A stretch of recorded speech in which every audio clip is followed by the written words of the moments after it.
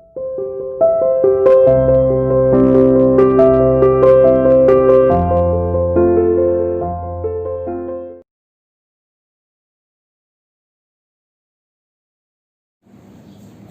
to CR International Online Classes. Hello students, how are you? Hope you are fine.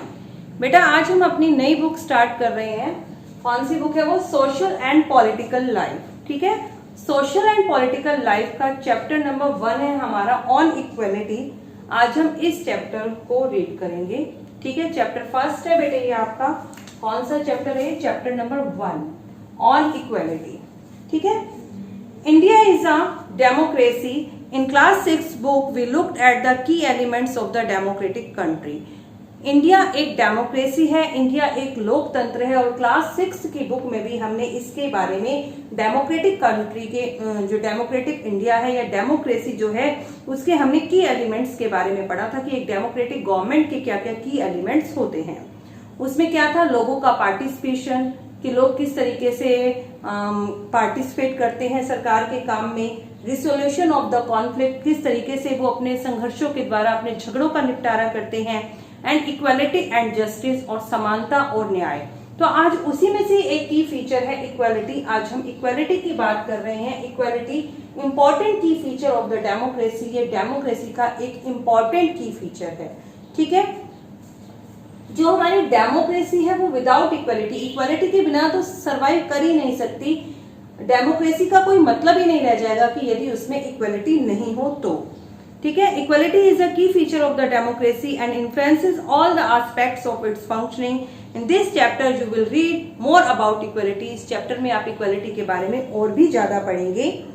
What is it, कि ये क्या है, why it is important in democracy, और ये Why it is important in a democracy, और एक लोकतांत्रिक देश के अंदर, एक डेमोक्रेसी गवर्नमेंट के अंदर इक्वालिटी क्यों इतनी इंपॉर्टेंट है.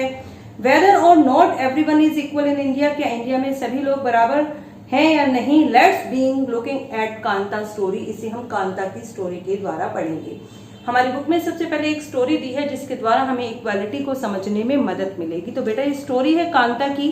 On election day, Kanta and her friend Sujata are waiting to cast their vote. Election के दिन कांता और उसकी मित्र सुजाता दोनों ही अपना वोट देने के लिए लाइन में खड़ी थी. It's not it's good Sujata that we can all vote as equal citizen of a country. कि कितना अच्छा है ना सुजाता, कितना अच्छा है कि हम सब एक इक्वल सिटीजन, इक्वल बराबर नागरिक की तरह वोट देने के लिए खड़े हैं. इवन जैन साहब इन standing in the line with us, और यहाँ तक कि जैन साहब भी हमारे साथ लाइन में खड़े हैं. जैन साहब कौन है? जिनके घर कांता काम करती है. यस, उसने कहा हाँ. Go on Kanta, it's your turn now. जाओ कांता, अब तुम्हारी बारी है. I will vote for the candidate who has promised to bring pipe water to our area. तो जब वो वोट डाल रही होती है तो उसके मन में ख्याल आता है कि मैं तो उसे ही वोट डालूंगी जिसने हमारे एरिया में पानी की पाइपलाइन लाने का वादा किया है. मतलब जब आप देखते हैं ना कि जब इलेक्शन आते हैं तो जो नेता जिन्होंने जो इलेक्शन में खड़े होते हैं वो लोगों को तरह तरह का लालच देते हैं कि हम आपके यहाँ सड़कें ठीक करवा देंगे, ठीक है, बिजली की सुविधा देंगे, पानी की सुविधा देंगे. तो वो भी जिस नेता ने उन्हें पानी की सुविधा देने का वादा किया था वो भी उसके विचारों से प्रभावित हो जाती है और कहती है मैं तो इसे ही वोट दूंगी क्योंकि उनके एरिया में पानी की बहुत तंगी थी. Afterwards we will see you later Kanta. Yes, नमस्ते साहब. इसके बाद जो जैन साहब है वो गाड़ी में जा रहे हैं और जो कांता को कहते हैं हम तुमसे बाद में मिलते हैं. ठीक है, कहती है यस नमस्ते साहब. ठीक है साहब, नमस्ते. एट होम, फिर कांता अपने घर जाती है. Here have some of these you will feel better. ये तुम्हारे लिए है और तुम इसे पीकर अच्छा महसूस करोगी. अपनी बेटी को वो चाय ऑफर कर रही है, चाय या दूध जो भी है, कह रही है ये तुम लो, इससे तुम अच्छा महसूस करोगी. And I will get back in the evening, और जब मैं शाम को वापस आऊंगी we will go to the hospital. Okay, और हम फिर हॉस्पिटल जाएंगे. ठीक है ना. मीन्स उसकी बेटी को फीवर है तो वो उसे हॉस्पिटल भी नहीं ले जा रही. वो कह रही है कि जब मैं शाम को काम कर कर वापस आऊंगी उसके बाद मैं तुम्हें डॉक्टर के पास लेकर जाऊंगी. Gudiya has been running fever and I have to take her to the hospital. की गुड़िया बीमार है, गुड़िया को फीवर हो रहा है और मुझे आज उसे हॉस्पिटल लेकर जाना है. But I will have to finish the work at the saheb house first. लेकिन मुझे पहले साहब के घर का काम कंप्लीट करना पड़ेगा. And ask for some advance, और उनसे कुछ एडवांस मांगना पड़ेगा. It's wonder that Gudiya falls ill, कह रही है कोई आश्चर्य की बात नहीं कि गुड़िया अक्सर बीमार हो जाती है। The Basti is never clean, कि हमारी बस्ती में कभी भी साफ सफाई नहीं होती, उनकी बस्ती में चारों तरफ कूड़ा कचरा फैला है। फिर वो जैन साहब के घर पहुंच जाती है। Make sure to do the corner properly, तो जैन मेम साहब उसे कहती है कि तुम ध्यान से कॉर्नर की सफाई करो। Here you are advance Kanta, Kanta ये तुम्हारा advance, but don't make a habit of it, लेकिन तुम इसकी आदत मत बना लेना, मतलब बार बार पैसा एडवांस में मांगने की आदत मत बनाना। नो मैम, ठीक है। दैट इवनिंग, उसी शाम, जस्ट फ्यू मोर मिनट्स बेटी, उसने अपनी बेटी को कंधे पर उठाया है और कह रही है बस बेटी बस कुछ ही मिनट और। जैन मैडम एंड जैन साहब may stand in a line to vote, but they never have to do it when their children are sick. तो उसके मन में विचार आता है कि जब सुबह हम वोट देने के लिए गए थे तो जैन साहब और जैन मेम साहब दोनों ही लाइन में खड़े थे, लेकिन जब उनके बच्चे बीमार होते हैं तो उन्हें लाइन में कभी भी नहीं खड़ा होना पड़ता, क्योंकि वो रिच पीपल हैं, वो डॉक्टर से अपॉइंटमेंट लेकर प्राइवेट हॉस्पिटल में दिखा सकते हैं। लेकिन ये कहाँ खड़ी थी? गवर्नमेंट हॉस्पिटल के बाहर एक लंबी लाइन में खड़ी थी।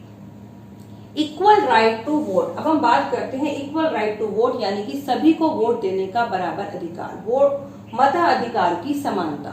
मताधिकार की समानता क्या है? मतलब देश में सभी नागरिकों को बराबर का अधिकार, और वो अधिकार किसका है? वोट देने का, वोट देकर अपने नेता को चुनने का।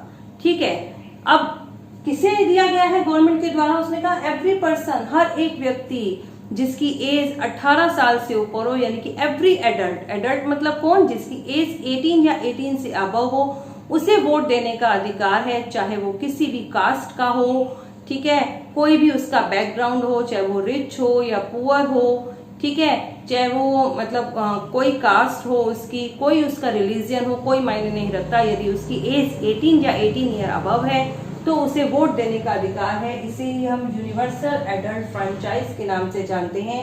मीन्स सार्वभौमिक वयस्क मताधिकार, देश के सभी नागरिक जिनकी एज 18 या 18 से ऊपर है उन्हें वोट देने का अधिकार है, चाहे वे किसी भी जाति के हों, किसी भी धर्म के हों, अमीर हों या गरीब हों। ठीक है, इसके बारे में अब हम रीड करते हैं।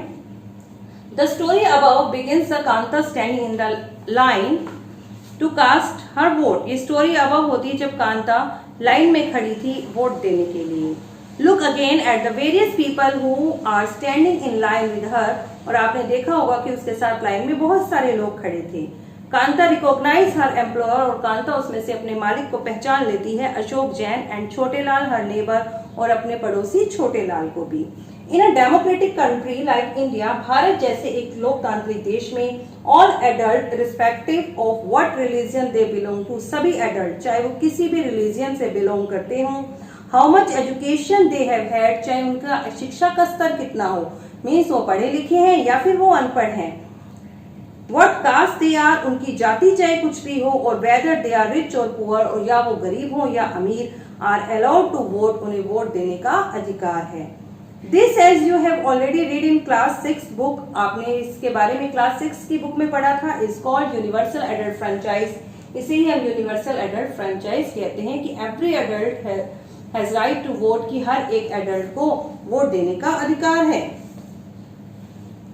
देखिए आगे, the idea of equality because it's take every adult in a country. ये आइडिया, ये जो है, ये आइडिया किसके आधार पर है? यूनिवर्सल एडल्ट फ्रेंचाइज का जो आइडिया है ये इक्वेलिटी पर आधारित है, इक्वेलिटी समानता पर आधारित है।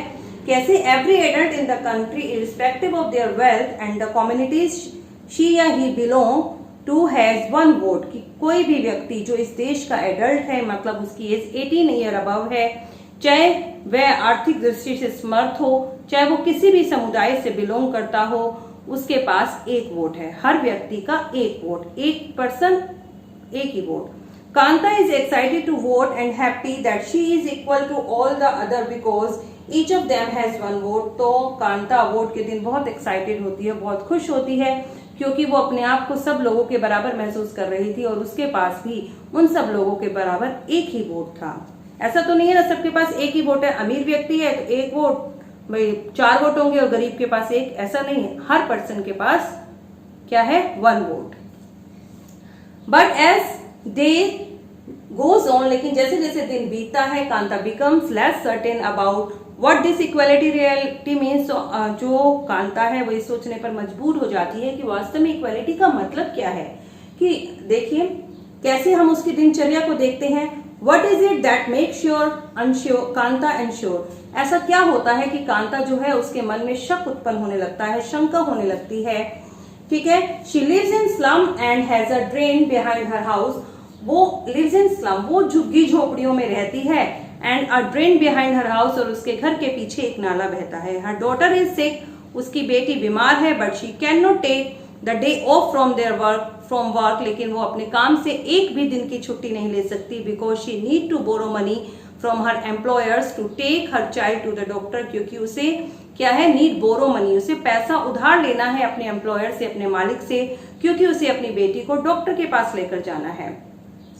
Her job as a domestic help prize her out, उसका जो काम है वो घरेलू वर्कर है ना, लोगों के घर में झाड़ू पोछे का काम करती है, तो ये डोमेस्टिक हेल्प का जो काम है ना ये उसको बहुत थका देता है। And finally she end her day by again standing in a long line, और जब दिन का एंड होता है तो उसे फिर से एक लंबी लाइन में खड़ा होना पड़ता है, और अब की बार ये लाइन किसकी थी, गवर्नमेंट हॉस्पिटल के सामने की लाइन।